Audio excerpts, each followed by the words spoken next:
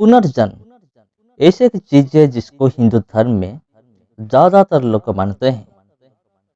भारत को छोड़कर दूसरों देशों में भी पुनर्जन्म को लोग मानते हैं, लेकिन हमारे भारत देश में पुनर्जन्म को लोग ज्यादातर मानते हैं। इस पुनर्जन्म को हिंदू धर्म में ज्यादातर लोग मान रहे हैं। पुनर्जन्म का मतलब है दोबारा जन्म लेना। तो हिंदू धर्म को छोड़कर ईसाई धर्म में भी क्या पुनर्जन्म को लोग मानते हैं? अगर लोग मानते हैं तो कैसे? अगर नहीं मान रहे हैं तो क्यों नहीं मान रहे हैं? तो पुनर्जन्म की सच्चाई क्या सिर्फ हिंदू शास्त्र में है? दूसरों धर्म में पुनर्जन्म की सच्चाई नहीं है क्या? तो फिर कौन सा धर्म पुनर्जन्म को मान रहे हैं और कौन सा धर्म पुनर्जन्म को नहीं मानते हैं? तो पहले हम देखेंगे हिंदू धर्म के अनुसार पुनर्जन्म क्या है। इस पुनर्जन्म को हिंदू धर्म में कैसे मानते हैं? तो हिंदू धर्म के अनुसार पुनर्जन्म के बारे में जानने के लिए हमको जरूर हिंदू धर्म शास्त्र में जाना पड़ेगा। तो सबको मेरा दिल से नमस्कार। आप सबको मेरा और एक वीडियो में स्वागत है। हिंदू धर्म के अनुसार इस शरीर मिट्टी में मिल जाता है, लेकिन आत्मा का मौत नहीं होता है। इंसान की आत्मा एक शरीर छोड़कर दूसरा शरीर धारण करता है, उसी टाइम उसको पुनर्जन्म कहा जाता है। भगवत गीता 2:13 यहाँ इसी प्रकार लिखा गया है, जब इस शरीर से आत्मा निकल जाता है उसी टाइम इस आत्मा और एक शरीर में प्रवेश करता है। ये एक चक्र की तरह है, जिसको बहुत सारे लोग आत्मा चक्र या फिर प्राण चक्र कहते हैं। तो श्री कृष्ण कहते हैं, जो जन्म लेता है उसका मरना तय है, और जो लोग मर जाता है उसका जन्म लेना निश्चिंत है।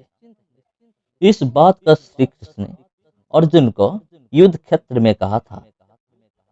तो हिंदू शास्त्र के अनुसार आत्मा का कभी मरण नहीं होता है। ये शरीर कपड़े जैसा है। जैसे हम एक कपड़ा को बदलकर दूसरा कपड़ा पहनते हैं, उसी तरह ये आत्मा एक शरीर छोड़कर दूसरा शरीर धारण करता है। तो ये आत्मा हिंदू धर्म शास्त्र के अनुसार कोई भी शरीर धारण कर सकता है। इंसान की शरीर एक एक कीड़े की शरीर भी धारण कर सकता है, एक पेड़ की शरीर भी धारण कर सकता है, एक जानवर की शरीर भी धारण कर सकता है, और एक इंसान की शरीर भी धारण कर सकता है। इसीलिए भगवत गीता 2:13 में जो श्लोक है वो श्लोक ऐसा है, देहि नस्मिन्यथा देहे कौमारम यौवनं जरा तथा देहांतर प्राप्ति धीरस्तत्र न मुह्यति। हम इस श्लोक में हर एक चीज को हम देखेंगे। देहिनो का मतलब है सन्निवेशित होना, अस्मिन इसके अंदर, यथा जैसे, देह शरीर के अंदर, कौमारम बचपन के समय का, यौवनम युवक, जरा बूढ़ा की अवस्था, तथा जैसे देहांतरा दूसरा शरीर, प्राप्ति ही हासिल करना या फिर धारण करना, धीरा बुद्धिमान, तत्र इसके बाद, ना मुह्यति ये गलत धारणा नहीं है। अगर इन सारे चीजों को हम जोड़ेंगे तो इसका मतलब ऐसा होगा, जैसे आत्मा एक छोटे बच्चे से लेकर युवा अवस्था और बूढ़े की अवस्था में अतिक्रम करता है, ऐसे ही ये आत्मा भी एक शरीर छोड़कर दूसरा शरीर धारण करता है। इसलिए श्री कृष्ण की शिक्षा के अनुसार इसी चक्र कॉन्टिन्यूसली युगानुयुग लगता रहता है, इसका कोई अंत नहीं है। इसलिए जब महाभारत युद्ध हुआ था उसी टाइम अर्जुन की अगेंस्ट उनकी खुद के लोग खड़े थे, इसलिए अर्जुन ने युद्ध करने के लिए मना कर दिए थे। इसलिए श्री कृष्ण ने उनको कहा था, ओ अर्जुन तू युद्ध कर, क्योंकि तू आत्मा को नहीं मारोगे, सिर्फ शरीर को वध करोगे, क्योंकि आत्मा कभी भी नहीं मरता है। आत्मा एक शरीर छोड़कर दूसरा शरीर में जाकर प्रवेश करता है। ये चक्र कंटिन्यूस चलता रहता है। ओ अर्जुन, जो जन्म लेता है उनका मरण निश्चिंत है, और जब मर जाता है उनका जन्म निश्चिंत है। इसलिए तू निश्चिंत रूप से युद्ध कर। ये किसी तरह का पाप नहीं है, ये अधर्म नहीं है। तू धर्म काम करोगे, युद्ध करके तू धर्म की काम करोगे, क्योंकि एक क्षत्रिय के रूप में युद्ध करना एक धर्म की काम होता है। श्री कृष्ण की इस मीठी मीठी बातों में आकर अर्जुन ने खुद की लोगों के साथ युद्ध करने के लिए तैयार हो गए। तो बात ऐसे कुछ है। तो हिंदू धर्म के अनुसार पुनर्जन्म का मतलब है ये आत्मा एक शरीर छोड़कर और एक शरीर को धारण करता है। सपोज एक आदमी जन्म लेने के बाद पहले बचपन की अवस्था, उसके बाद किशोर अवस्था, उसी के बाद युवा अवस्था, उसके बाद वयो प्राप्त होकर उसके बाद बुढ़े की अवस्था में आकर अपने प्राण को त्याग देता है। और उसी आत्मा फिर से कोई इंसान हो या फिर कोई कीड़े मकोड़े या फिर किस शरीर में प्रवेश करके फिर एक बार जन्म लेता है। ये चक्र कंटिन्यूसली चलता रहता है। तो हिंदू धर्म के अनुसार यही पुनर्जन्म है। तो पहले मैंने आपको जैसे कहा, पुनर्जन्म का मतलब है दोबारा जन्म लेना।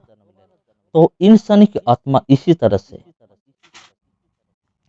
शरीर का परिवर्तन करता है।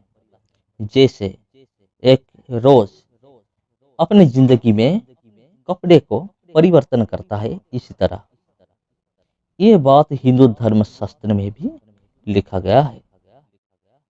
तो ये था हिंदू धर्म शास्त्र का विषय।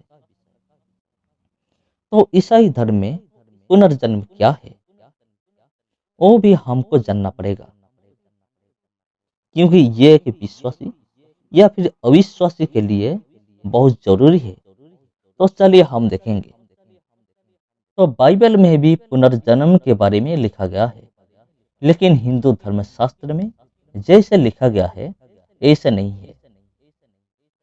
क्योंकि इब्रियों की किताब 9 का 27 या 28 में ऐसे लिखा गया है, इंसान के लिए एक बार मरना और उसी के बाद विचार निश्चिंत है। ऐसे भी प्रभु यीशु मसीह भी जगत के पाप वहन करने के लिए एक बार सैक्रिफाइस हुए, लेकिन दोबारा पाप के कारण नहीं है। परंतु जो लोग उनकी इंतजार में है उनकी मोक्ष के लिए दर्शन देंगे। तो बाइबल की इस अंग से स्पष्ट रूप से दिखाई देता है। हिंदू धर्मशास्त्र जैसे पुनर्जन्म के बारे में बताता है, बाइबल ऐसे नहीं बताता है। लेकिन बाइबल में पुनर्जन्म है।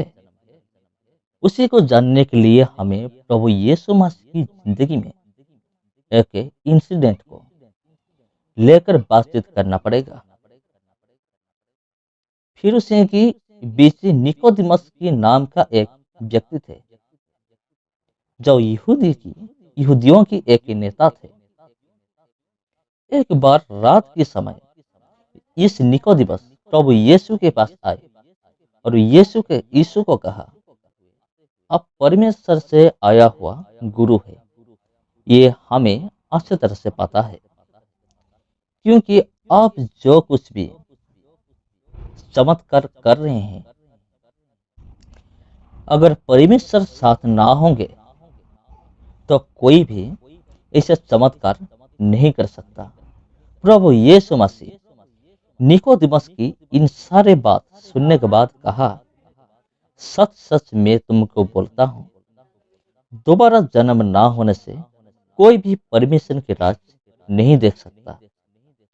तो निकोदेमस ने प्रभु यीशु मसीह को सवाल किया, बुढ़ा होने के बाद एक इंसान कैसा जन्म ले सकता है? और क्या फिर दोबारा अपनी माता की गर्भ में जाकर फिर से जन्म ले सकता है?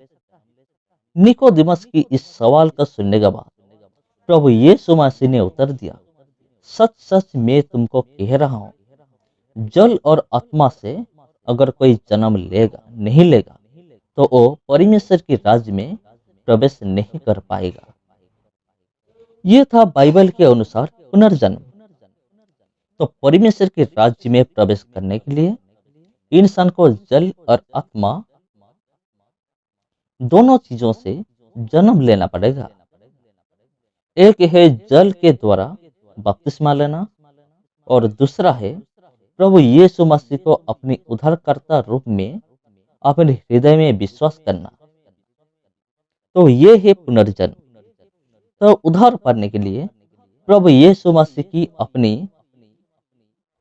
हृदय में विश्वास करना पड़ेगा और अपनी मुंह से स्वीकार करना पड़ेगा। अगर आप इस पुनर्जन्म के बारे में जानना चाहते हैं तो बाइबल में देखिए, यूहन्ना चैप्टर 3 1 से लेकर 4 तक। तो परमेश्वर ने जगत को ऐसा प्रेम किया और एक लौता पुत्र को दान कर दिया, जिसे जो कोई उनको विश्वास करेगा वो नाश ना होगा लेकिन अनंत जीवन प्राप्त होगा। तो ये पार्थिव शरीर मिट्टी में मिल जाएगा, लेकिन उसी के बाद और एक जीवन भी है जिसको सिर्फ प्रभु यीशु मसीह ही दान कर सकता है। इसी को पुनर्जन्म कहते हैं। तो मेरे प्रियो, ये था हिंदू धर्म और ईसाई धर्म के अनुसार पुनर्जन्म क्या है। सबको मेरा दिल से नमस्कार। जय मसीह की। फिर मिलेंगे दोस्तों आप लोगों के साथ और एक वीडियो में और एक नया टॉपिक में। तब तक सबको जय मसीह की।